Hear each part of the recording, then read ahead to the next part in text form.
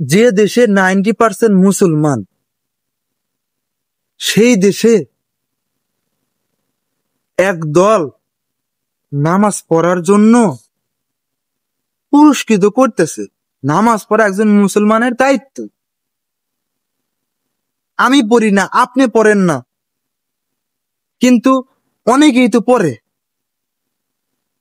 তারা একটা দায়িত্ব নিয়ে নামাজ পড়ার জন্য যেন সবাই আগ্রহী হয়, দায়িত্ব নিয়ে তারা নামাজ পড়ার জন্য যেন সবাই আসে, তারা একটা জিনিস বাস্তবায়ন করতে যাচ্ছে বা করছে, যে যারা নামাজ পড়বে 5 ওয়াক্ত, হ্যাঁ, একটা টার্গেট দিয়েছে, টার্গেটের মাধ্যমে তো এগিয়ে যায়। আপনি যখন ছোটবেলায় পড়াশোনা করতে একটা পয়েন্টে আসে, একটু আপনাদেরকে একটু টাচ করায় দিই। আপনারা যখন ক্লাস 1-এ পড়তেন, আপনাদেরকে একদম ক্লাস 8-এর বই নিচে পড়াইতো। আপনাদের কিন্তু ক্লাস 1-এর যতটুক সিলেবাস আপনার যতটুক মাথায় ক্যাচ করবে, যতটুক আপনাকে দেওয়া যাবে, সেইভাবে কিন্তু আপনাকে পড়াশোনার কিন্তু একটা কারিকুলাম, একটা সিলেবাস কিন্তু আপনাকে ধরাই দিয়েছিল। আপনি যখন ক্লাস 2-তে উঠলেন, একটু বই বাড়াইলো, পড়াশোনা একটু বাড়াইলো। যখন 3-তে উঠলেন, আর একটু বাড়লো, 5 উঠলেন, আর একটু বাড়লো। আপনি ধীরে ধীরে অভ্যস্ত হয়ে গেলেন।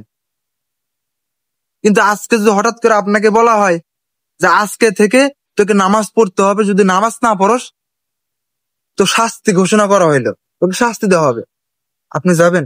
আপনি তো মনে করেন যে লোকজনে মাঠে নেমে মনে করেন যে মিছিল শুরু করে দিবেন, সমাবেশ শুরু করে দিবেন, যে আমাদের উপর জোর করা হইতেছে, জুলুম করা হইতেছে।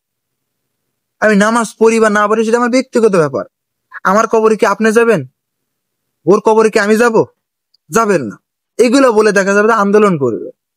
তো এখন একটা গোষ্ঠী একজনকে নামাজ পড়ার জন্য ধীরে ধীরে ধীরে তাকে একটু পরিবর্তন করতেছে। সেই জায়গায় গিয়ে আপনারা বাধা দেন। আপনার দলের লোকের হ্যাডাম, ক্ষমতা, আপনি গিয়ে বাধা দেন। তাদের মতো করুক না। তাদের উসিলায় যদি আপনারও একটু পরিবর্তন হয়, তাদের সাথে কাজ করে যদি আপনার একটু উপকার হয়, একটু ভালো কাজে শরিক হইলেন, সেইটা যদি হয়, তাহলে আপনি না করে সেই মানুষগুলোকে বেদরব মারলেন। শিবিরের ভাইরা কি এমন অপরাধ করলো, তারা যারা নামাজ পড়ে না তাদেরকে একটা উৎসাহের জন্য একটা পুরস্কারের মাধ্যমে যেন তারা নামাজকে আকৃষ্ট হয়। এখন আপনি বলতে পারেন যে নামাজ কি পুরস্কার মাধ্যমে করা যায়? নামাজ আলাদা হ্যাঁ, ব্যক্তিগত ব্যাপার, কিন্তু তাকে তো শিখাইতে হবে, একটা আকৃষ্ট করতে হবে, যার মাধ্যমে সে নামাজ অভ্যস্ত হয়ে যায়।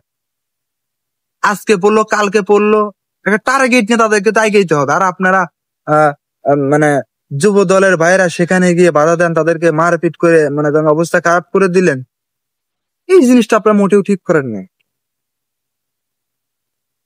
আপনি নিজেরা একটু চিন্তা করে ভেবে চিন্তা বলেন যে আপনার কাজটাগুলো কি ঠিক করছেন? ঠিক কিন্তু করেন। অনেকজন বিএনপি লোকরা হুদায় তুমি একটা কথা বলো, হুদায় না ভাই, আপনারা খোঁজ খবর নেন। আপনাদের সামনে অবশ্যই আসছে, সেই জিনিসটা আপনি অ্যাভয়েড করছেন। আপনার দলকে ভালোবাসেন, আপনার দল সবচেয়ে প্রিয় দল, যার কারণে আপনার দলের ভুলগুলো আপনার চোখে পড়ে না। কিন্তু আমি একজন মুসলিম হিসেবে আমি বলতেছি, আমি দল মল বুঝি না, আমি বলতেছি যে কাজগুলো কি আপনার ঠিক করছেন? সেই জায়গা থেকে আপনাদের জায়গাতে শিবিরের কাজগুলো করতো, আপনারা একটা কাজ করতেছেন ভালো কাজ, সেই কাজে আপনাদেরকে বাধা দিছে, সবাই বলতেছে এই কাজটা ভালো কাজ, সেই জায়গাতে শিবিরও বাধা। আমি শিবিরের প্রতি মনে করেন যে আমি হুলিয়া জারিয়া করব। আমার যতটুক জায়গা থেকে যতটুকু প্রতিবাদ করার প্রতিবাদ আমরা করব, আমি করব।